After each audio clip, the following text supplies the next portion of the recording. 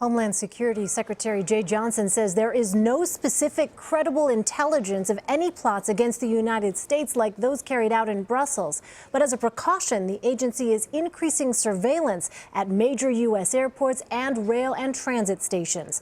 One of the major cities bolstering security is New York. Michelle Miller has more from Times Square.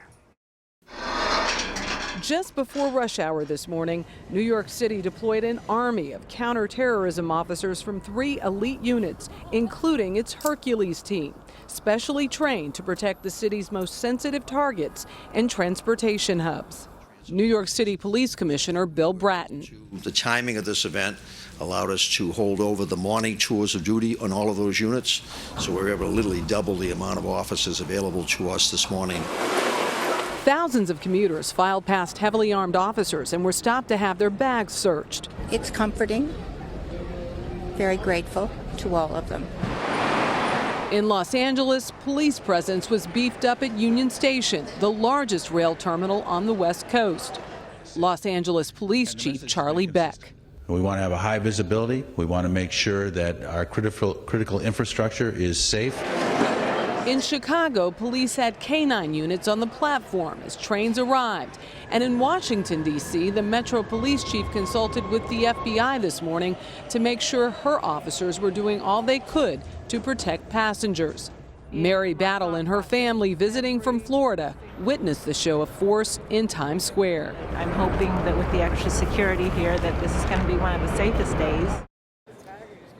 Now, Elaine, while there is a constant armed presence here in Times Square, the NYPD announced today that it is amping up its patrols, which its sole presence or sole focus is to really patrol the city's busy underground subway system. Michelle, we heard one person you spoke with say that they felt safer seeing the increased police presence. But have you seen fewer people out at the tourist attractions, fewer people taking the subway? You know, I'm not out in Times Square every night, but there is a pretty hefty crowd here. There are a number of people still walking, you know, through this area. And then you talk to commuters who take this trek in and out of the city every day. And certainly in the back of their minds, this is always a big question.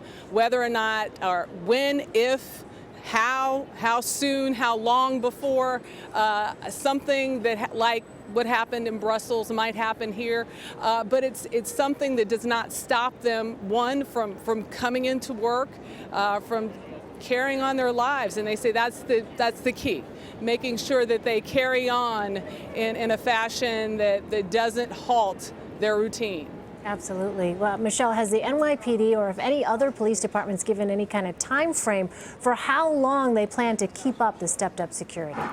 Well, what's so interesting about the NYPD is their counterterrorism task force is well integrated into its entire police force. They have several units devoted to counterterrorism, both in the intelligence realm as well as their strategic force. And there are many units whose purpose it is very singular to fight terrorism from a very strategic vantage point. And anytime you see what is happening with Commissioner Bratton making an announcement like the one he did today where he's tweaking the subway surveillance, you get the sense that it's an ever-evolving process, certainly here in New York City. And I'm sure in places like Washington, D.C. and in Los Angeles, San Francisco, Chicago, when you talk to these police agencies, it is an evolutionary process. Counterterrorism is part of the force from here on out, and they're highly secretive too, and sometimes how they plan and strategize from one point to the other and then on a daily basis. Absolutely. All right, Michelle Miller, thank you so much.